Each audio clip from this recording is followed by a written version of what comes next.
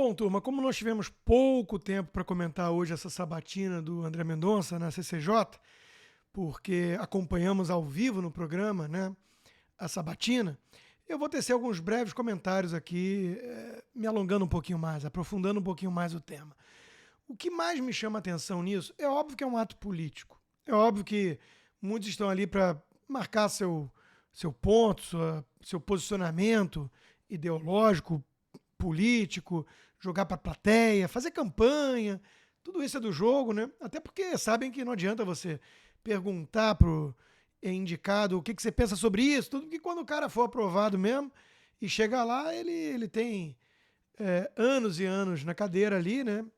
Vai até 75 anos de idade até se aposentar e ele não precisa cumprir com aquilo que prometeu, entre aspas, aos senadores, né?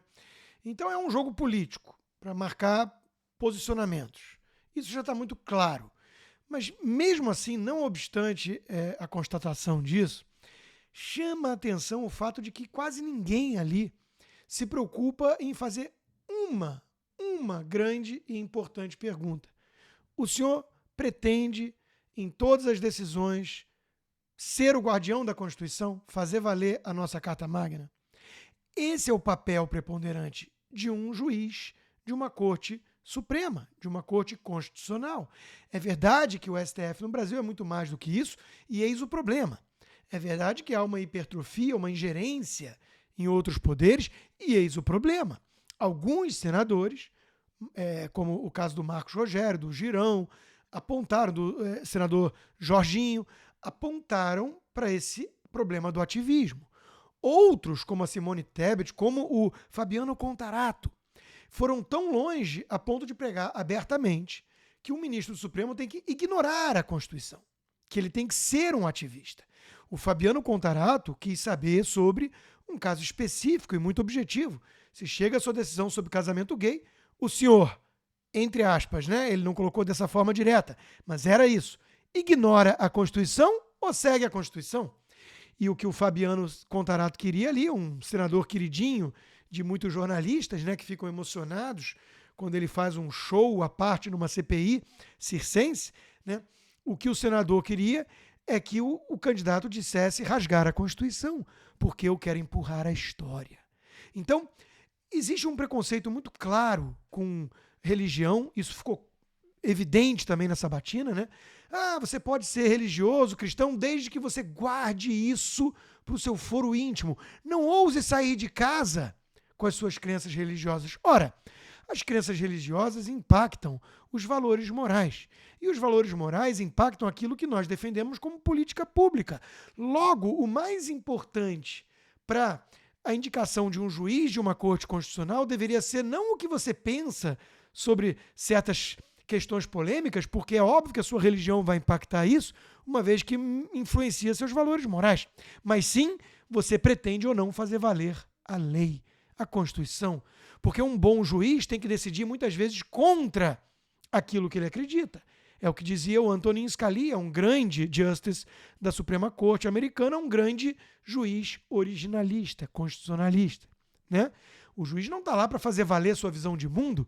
Isso faria dele um ativista, um militante, alguém que quer empurrar a história em certa direção, como a justiça racial, a justiça social. Alguém que acha, talvez, o médium João de Deus, criminoso, julgado e condenado, alguém transcendente. Ou Cesare Battisti, réu, criminoso, confesso, assassino, um sujeito inocente, né? Então, o que mais causa espécie nessas sabatinas é que é muito pouco levado em conta a função, a missão de um cargo de ministro do Supremo. E isso é deixado de lado em troca de qual sua visão sobre isso, sobre aquilo, e quando você chegar lá, como é que você vai fazer em relação a essa visão. É um cargo para eles ali como outro qualquer do legislativo ou do executivo. E não deveria ser esse o caso. Repito, raras e honrosas exceções que tocaram na ferida, colocaram o dedo nessa ferida, denunciando o ativismo supremo que temos hoje. Chegamos ao ápice do senador Omar Aziz, né, da CPI circense, o presidente da CPI circense da Covid, dizer que abaixo de Deus, só o Supremo, e abaixo do Supremo, os demais poderes. De onde ele tirou isso, eu me pergunto, porque não foi da Constituição.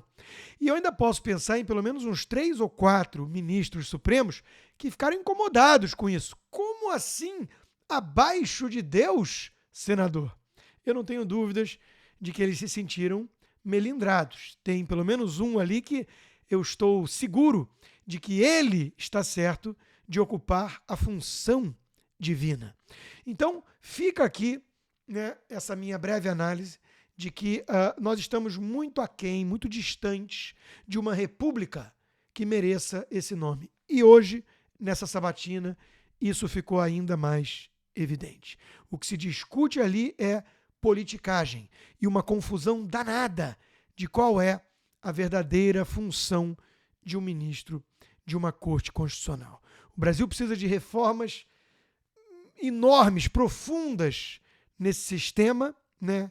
E de política, de poder, de divisão de poderes, de descentralização dos poderes e também cultural, da mudança de mentalidade, o mindset em relação ao que cabe a um ministro do Supremo, o que cabe a um senador e por aí vai. Isso fora, óbvio, as gafes, né? A senadora relatora dizendo que a cada uma mulher morta, 2 são negras. Ups! E o próprio senador Fabiano Contarato dizendo que pode-se fazer a meia culpa ou até mesmo a culpa inteira. Ele não sabe que meia culpa não é meia culpa ou metade, e sim do latim a minha culpa. Mas tudo bem, essa ignorância paulo-freireana tem cura, né? É só dar algum tipo de conhecimento. Agora, sobre valores e princípios e combater o ativismo, até mesmo o garantismo supremo, que serve para proteger marginais, com filigranas jurídicas e brechas encontradas que ferem o espírito da lei, né? Aí o buraco é muito mais embaixo. É uma missão muito mais árdua, lenta e difícil. Mas estamos aqui para isso. É isso aí. Até a próxima.